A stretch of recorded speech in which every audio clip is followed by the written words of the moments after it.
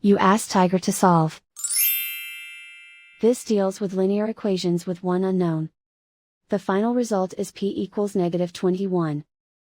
Let's solve it step by step. Isolate the p.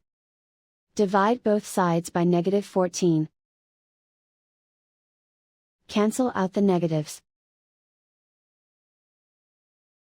Simplify the fraction.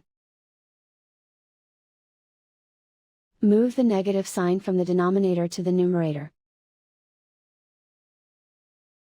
Find the greatest common factor of the numerator and denominator. Factor out and cancel the greatest common factor. And so the final result is p equals -21.